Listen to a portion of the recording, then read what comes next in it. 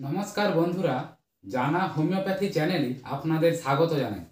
আশা করি আপনারা সবাই ভালো আছেন। আজকে আমি একটি গুরুত্বপূর্ণ হোমিওপ্যাথি মেডিসিন সম্পর্কে বলবো। সেটি হলো অ্যাবিস কানাডেন্সিস, এবং এই মেডিসিনটি আপনারা কোন কোন রোগে ব্যবহার করবেন সেটা আমি বলবো। তাই বন্ধুরা, আপনারা একটু ভিডিওটি মনোযোগ সহকারে শোনার চেষ্টা করুন, তাহলেই পুরো বিষয়টি পরিষ্কার বুঝতে পারবেন। এবার শুরু করা যাক। প্রথমে আসি পাকস্থলীর সমস্যা।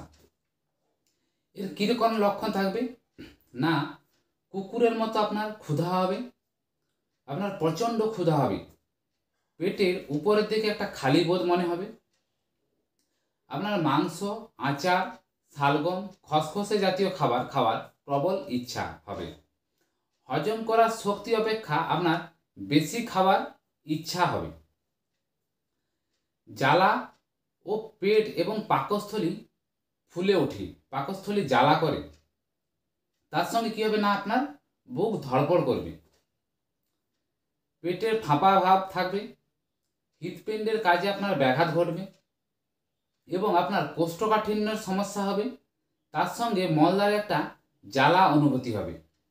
এই ধরনের লক্ষণে আপনাকে অবশ্যই এই অ্যাবিস কানাডেন্সিস মেডিসিনটি খেতে হবে। এবার আসি স্ত্রী রোগের সমস্যা। কি হয় না, জরায়ুর স্থানচ্যুতি যদি হয় সেক্ষেত্রে এই মেডিসিনটি খেতে হবে। জরায়ুর নিচের দিকে যদি বেদনা হয়, এটা চাপ দিলে একটু উপশম মনে হয়, জরায়ু নরম হয় এবং দুর্বল মনে হয়, এই ধরনের লক্ষণে এই অ্যাবিস কানাডেন্সিস মেডিসিনটি খেতে হবে। এবার আসি জ্বরের লক্ষণে। কী ধরনের জ্বরে খাবেন না, শীত বোধ হবে, আপনার প্রচণ্ড কাঁপুনি মনে হবে, রক্ত বরফের মতো ঠান্ডা বলে মনে হবে আপনার, শীত দেখবেন পিঠের দিক থেকে নিচের দিকে নামে, কাঁধের মধ্যবর্তী অংশে ঠান্ডা একটা জলের মতো অনুভূতি হয়, চামড়া আপনার চটচটে হয়ে যাবে এবং আঠালো হয়ে যাবে, আপনার রাত্রে ঘাম দেবে। এই ধরনের লক্ষণে আপনাকে এই অ্যাবিস কানাডেন্সিস মেডিসিনটি খেতে হবে। তাহলে বন্ধুরা, বুঝতে পারলেন এই অ্যাবিস কানাডেন্সিস মেডিসিনটি পাকস্থলী, স্ত্রীরোগ এবং জ্বরের জন্য খুব ভালো একটা মেডিসিন, আপনারা অবশ্যই ব্যবহার করবেন। এবার আসি ডোজ।